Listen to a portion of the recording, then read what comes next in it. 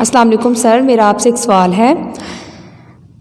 ہمیں کس فیلڈ میں جانا چاہیے اور کس فیلڈ کا کتنا زیادہ سکوپ ہے، اور ہمیں کیسے پتہ چلے گا کہ ہمارے اندر کون سا ٹیلنٹ موجود ہے؟ دیکھیں، جہاں تک بات جو ہے وہ سکوپ کی ہے تو سکوپ کسی فیلڈ کا بھی نہیں ہوتا.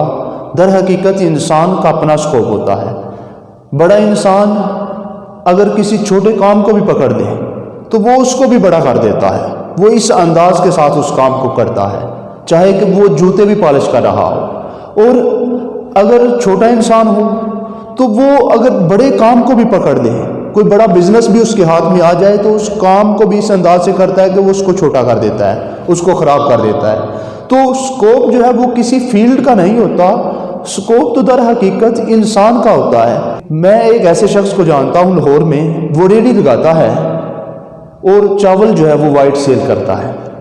اگر آپ اس کی شاپ پر جائیں، اس کی ریڑھی پر جائیں، تو آپ کو یوں محسوس ہوگا کہ جیسے یہ فری میں چاول تقسیم کر رہا ہے. کیا ہے کہ وہ اس انداز کے ساتھ اس کام کو کر رہا ہے. تو در حقیقت کام چھوٹا بڑا نہیں ہوتا، بندہ جو ہے، انسان جو ہے وہ چھوٹا بڑا ہوتا ہے. تو ہمارے ملک میں ایک ویسے بھی ایک بہت بڑی بیڑ چال ہے کہ ہم جس فیلڈ کی طرف جاتے ہیں پھر اس فیلڈ کی طرف سارے کے سارے بھاگ جاتے ہیں. میں آپ سے سوال کرتا ہوں، کیا آپ کے ملک کے اندر جو ہے وہ ایسے وکیل نہیں جو صرف اور صرف ساری زندگی بائک سے شروع ہوتے ہیں اور بائک پر ہی گزار دیتے ہیں؟ کیا آپ کے ملک کے اندر جو ہے وہ ایسے کیا نام ہے ڈاکٹر نہیں جو ترقی نہیں کرتے؟ کیا آپ کے ملک کے اندر جو ہے وہ ایسے کسان نہیں، ایسے جو ہے وہ انجینئر نہیں، سائنسدان نہیں؟ تو ہر فیلڈ کے جو مطلب کہ ساری زندگی وہ اس مقام پر نہیں پہنچ پاتے جس پر پہنچنا چاہیے. تو در حقیقت سکوپ جو ہے وہ کسی فیلڈ کا نہیں ہوتا، سکوپ تو انسان کا ہوتا ہے. جہاں تک بات اس چیز کی ہے کہ کس طرح پتہ چلے گا کہ ہمارے اندر کون سی خوبی ہے، کون سی صلاحیت ہے، تو اس کے لیے کچھ نہ کچھ جو ہے وہ نشانیاں ہیں. میں سمجھتا ہوں کہ وہ کام جس کو کرتے ہوئے آپ ٹائم کا نہ دیکھیں، وہ کام جس کو آپ شوق سے کریں، جس کو جو ہے وہ کرتے ہوئے اگر آپ وہ کام کر رہے ہیں تو آپ کا کھانا بھی آ گیا تو وہ کھانا ٹھنڈا ہو جائے تو آپ اپنے کام کی طرف جو ہے وہ توجہ دیں. تو وہ کام جس کو کرتے ہوئے آپ اس کام کو پیسے کے ساتھ نہ تولیں تو سمجھ لیں وہی خوبی ہے آپ کے اندر. تو جب وہ کام آپ کریں گے تو اس میں آپ ترقی بھی کریں گے، اس میں آپ جو ہے وہ کسی مقام پر بھی پہنچیں گے. مگر اس کے لیے ضروری یہ ہے کہ آپ کو پتہ ہونا چاہیے کہ ہمارے اندر یہ والی خوبی ہے. یہاں میں ایک مثال دیتا ہوں.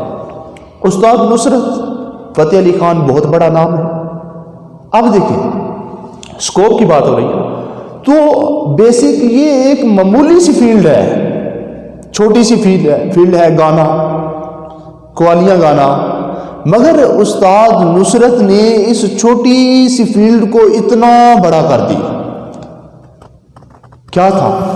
یہ تھا کہ جب بڑا انسان کسی چھوٹے کام کو بھی پکڑتا ہے تو وہ اس انداز سے کرتا ہے کہ اس چھوٹے کام کو بڑا کر دیتا ہے. تو آپ جس کام کو بھی پکڑیں تو اس کام کو اس انداز کے ساتھ کریں کہ وہ کام آپ کی وجہ سے بڑا ہو جائے، آپ کی وجہ سے اس کام کا نام ہو. اگر اس کام کا نام آئے تو پھر آپ کا نام آئے. اب اگر قوالی کی بات ہو تو استاد نصرت کے بغیر جو ہے یہ فیلڈ نامکمل. قوالی کی بات ہو مگر شعیب اختر کا نام نہ آئے، اور اگر شاعری کی بات ہو تو ڈاکٹر علامہ اقبال اور غالب کا نام نہ آئے، اور اگر وکالت کی بات ہو تو قائد اعظم کا نام نہ آئے، اور اگر غزل کی بات ہو تو مہندی حسن کا نام نہ آئے، اور اگر جو ہے وہ سائنس کی بات ہو تو ڈاکٹر عبد القدیر خان جیسے سائنسدان کا نام نہ آئے، اور اگر فاتح کی بات ہو تو خالد بن ولید، حضرت عمر فاروق، ٹیپو سلطان، صلاح الدین ایوبی، محمد بن قاسم، ان فاتح کا اگر ذکر نہ ہو تو یہ تمام کی تمام فیلڈ ان کے ذکر کے بغیر نامکمل ہیں. اس کی وجہ کیا ہے کہ ان لوگوں نے اپنی فیلڈ کے اندر محنت کی ہے. انہوں نے دیکھا کہ ہمارا شوق کس میں ہے، پھر اس شوق میں محنت کی. تو جب اس میں محنت کی تو پھر کامیاب بھی ہوئے. تو المختصر کہ پہلے آپ دیکھیں کہ آپ کا شوق کس فیلڈ میں ہے، پھر اس فیلڈ میں محنت کریں. اس لیے واصف علی واصف صاحب کا ایک قول ہے، انہوں نے کہا کہ جہاں ہونے اور نہ ہونے سے فرق نہ محسوس ہوتا ہو تو وہاں رہنا نہیں چاہیے، کہ جہاں آپ جس کام کو کر رہے ہیں اس کام کے کرنے اور نہ کرنے سے فرق ہی نہیں فیل ہو رہا، اس میں بہتری نہیں آئی، اس میں امپرومنٹ نہیں آئی، تو انہوں نے کہا کہ پھر اس کام کو چھوڑ دینا چاہیے، وہاں نہیں رہنا چاہیے۔ تو اس لیے ہمیں جس کام کو بھی ہم پکڑیں، جس کام کو بھی کریں، تو اس کام کو اس انداز کے ساتھ کریں کہ وہ کام آپ کی شناخت بن جائے،